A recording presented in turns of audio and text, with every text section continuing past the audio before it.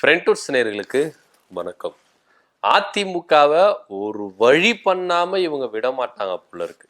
ஏன்னா ஒவ்வொரு நாளும் அதிமுகல யாருப்பா வெளியே வருவா அப்படின்னு அதிர்ச்சி கொடுக்கறதுக்குன்னே நிறைய பேர் என்ன பண்றாங்க, அதிமுகல இருக்கிறாங்க. நினைச்சு கூட பார்க்க முடியாத அளவுக்கு சம்பவங்கள்லாம் அதிமுகல தான் நம்பின்னு இருக்கு. ஒரு வகையில எடப்பாடி பழனிசாமி அதிமுகவை நான் கட்டமைச்சிருவேன், என் கண்ட்ரோல்ல கொண்டு வந்துருவேன் அப்படின்னு தான் ஒவ்வொரு நாளும் அவர் என்ன பண்றாரு, முயற்சிக்கிறார். செய்தியாளர்களை சந்திக்கும் பொழுதும் சரி, சுற்றுப்பயணத்துல பேசும்பொழுதும் சரி, பொதுக்கூட்டங்கள்ல பேசும்போதும் சரி, நான் ஒரு தலைவர், நான் ஒரு பாதி எம்ஜிஆர் பாதி ஜெயலலிதா தலைவர், எனக்கு கட்டுப்பட்டு தான் அதிமுக இருக்கு, நிர்வாகிகளும் எனக்கு கட்டுப்பட்டு தான் இருக்கிறாங்க அப்படின்னு ஒவ்வொரு தடவையும் பேசிட்டு வராரு எடப்பாடி பழனிசாமி. ஆனா நிர்வாகிகளும் தொண்டர்களும் இவருடைய பேச்சை கேட்கிறாங்களா, இவருக்கு கட்டுப்பட்டு இருக்கிறாங்களா, இவர் சொல்றபடி செய்யறாங்களா அப்படின்னா இல்லவே இல்லை. இவரு கிழக்கா போனா இவங்க தெற்கா போறாங்க. இப்படிதான் சம்பவங்கள் நடந்துட்டு இருக்க கண்டி எடப்பாடி பழனிசாமி இன்னும் முழுமையான ஒரு தலைவரா அதிமுகல வரல.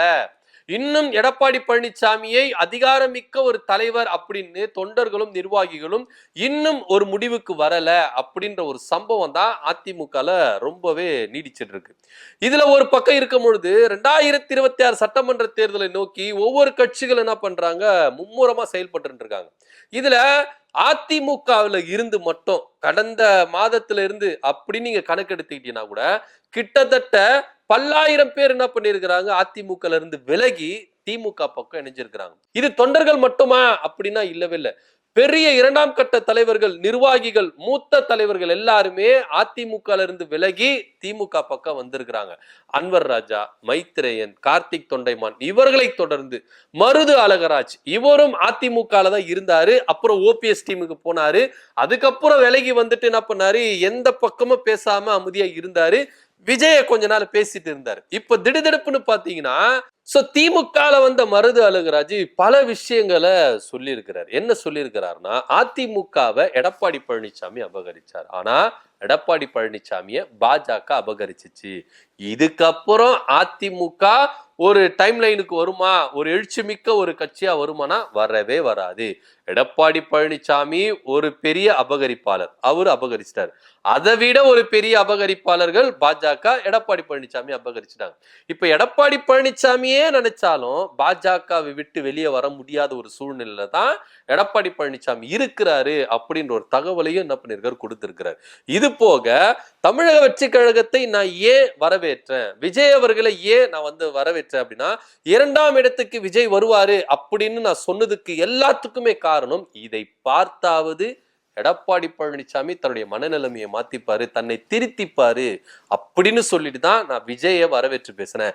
நான் போய் விஜய் கட்சியில சேரணும்னு எனக்கு அவசியமே கிடையாது. நான் ஒரு தமிழன், திராவிடன். அப்படி இருக்கும் பொழுது இந்த அதிமுகவில பயணிச்ச நான் அதிமுகவை பெற்றெடுத்த திமுக என்ற தாய் கழகத்தை தன்னை நான் இணைச்சிக்கிறேன் அப்படின்னு சொல்லிட்டு அவர் சொல்லியிருக்காரு. திமுக தமிழர்களுக்கும் தமிழ்நாட்டுக்கும் திராவிடத்துக்கும் எந்த ஒரு பங்கமும் வராதபடி, எந்த ஒரு சோதனை வந்தாலும் அதை எதிர்த்து நின்று இவங்க போராடுறாங்க. அந்த கட்ஸ் அதிமுகவுக்கு இல்ல. அதனால நான் தமிழர், திராவிடத்தினுடைய பாரம்பரியத்துல வந்த நான் இனி திமுகவுக்காகவும் முதல்வர் ஸ்டாலின் அவர்களுக்காகவும் நான் உழைப்பேன் அப்படின்னு சொல்லிட்டு அவர் சொல்லியிருக்காரு. இதே அதிமுகல நமது எம்ஜிஆர் அப்படின்ற ஒரு பத்திரிகையில தலைமை ஆசிரியரா இருந்தவர் தான் மருது அழகராஜ், செய்தி தொடர்பாளர் இருந்திருக்கிறார். இது தவிர்த்துட்டு ஜெயலலிதா அவர்கள் இருக்கும் பொழுது அவர்கள் பேசின மேடை பேச்சுகளுக்கு எல்லாத்துக்குமே அவர்கள் முழங்கின எல்லா முழக்கங்களுக்கும் எழுதி கொடுத்தவர் தான் மருது அழகராஜ். மக்களால் நான், மக்களுக்காகவே நான், செய்வீர்களா, இந்த மாதிரி முழக்கங்களை மோடியா லேடியா அப்படின்ற ஒரு அவங்க பேசுற ஸ்கிரிப்ட் எல்லாமே மருது அழகராஜ் தான் எழுதி கொடுப்பாரு அப்படின்னு அதிமுக தரப்புல இருந்து சொல்றாங்க. உண்மையும் அதுதான் கூட. எப்படியா இருக்கும் பொழுது பாஜகவின் பிடியில் இருக்கிற எடப்பாடி பழனிசாமி அதிமுகவை காப்பாத்தாம அதிமுகவை கொஞ்சம் கொஞ்சமா கரைச்சிட்டு வர. இது அவர் என்ன சொல்றாருன்னா, எடப்பாடி பழனிசாமி நல்லாசியுடன் தான் இன்னும் நிறைய பேர் வருவாங்க. எடப்பாடி பழனிசாமி இப்படியே இருக்கட்டும், அவரு திமுகவுக்கு ரொம்ப சப்போர்ட் பண்றாருங்க, திமுகவுக்கு ரொம்ப ஆதரவா இருக்கிறார். எடப்பாடி பழனிசாமி இப்பேற்பட்ட ஒரு மனநிலைமையில இருக்கும் பொழுது, எடப்பாடி பழனிசாமி இப்பேற்பட்ட ஒரு நல்ல விஷயங்களை முன்னெடுக்கும் பொழுது அது திமுகவுக்கு தான் ஆதரவா இருக்குது. எடப்பாடி பழனிசாமி இதுவே பாஜக கூட கூட்டணி வச்சில்லனா இன்னைக்கு எடப்பாடி பழனிசாமிக்கும் முதல்வர் ஸ்டாலின் அவர்களுக்கும் கடுமையான ஒரு போட்டி நிலவும் அப்படின்னு சொல்றாங்க. ஆனா பாஜக பக்கம் போனதுனால ஸ்ட்ராங்கான ஒரு எதிர்க்கட்சி தலைவரை நம்புறதுக்கு மக்கள் தயாராகவே இல்லை. எடப்பாடி பழனிசாமியை நம்பினால் இவரு நம்மையும் அடகு வச்சிருவாரு, இவரு மாட்டிக்கின மாதிரி நம்மளையே மாட்டி விட்டுருவாரு அப்படின்னு ஒவ்வொரு தமிழ்நாட்டு மக்களும் நினைக்கிறாங்க.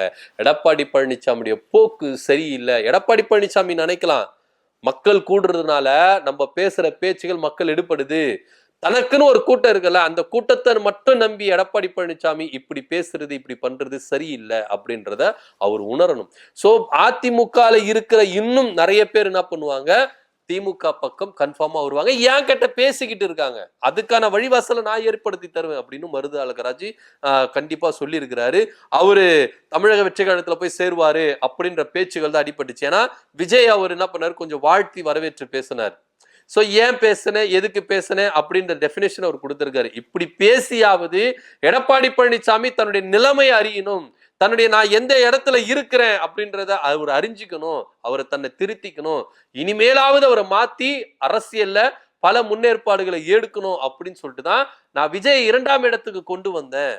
ஆனா எடப்பாடி பழனிசாமி திருந்துற மாதிரி இல்லை. அவர் இன்னும் பாஜகவின் பிடியில இன்னும் ஸ்ட்ராங்கா தான் போயிட்டு இருக்காரு. கண்டி அந்த பிடியில இருந்து எப்படி தப்பிச்சுட்டு வரணும் அப்படின்னு அவர் நினைக்கவே இல்லை. ஒரே ஒரு விஷயம்தான், எடப்பாடி பழனிசாமி இன்னைக்கும் அவருக்கு ஒரு வாய்ப்பு இருக்கு. பாஜகவை முழுசா எதிர்க்கணும், எந்த கேஸுக்கோ சிறைச்சாலைக்கோ எதுக்குமே பயப்படாம சட்ட ரீதியா பாத்துக்கலாம் வாங்க அப்படின்னு இன்னைக்கும் அவர் பாஜக இருந்து வெளியே வந்து அவர் முழுமையா எதிர்த்தாருன்னா தமிழ்நாட்டுல அவருக்குன்னு ஒரு அங்கீகாரம் இருக்குது அப்படின்னு தான் இங்க பார்க்க வேண்டிய ஒரு விஷயமா இருக்குது. ஆனா எடப்பாடி பழனிசாமி சொல்ற பேர் தான், காலம் கடந்து விட்டது, இனி அது நடக்காது.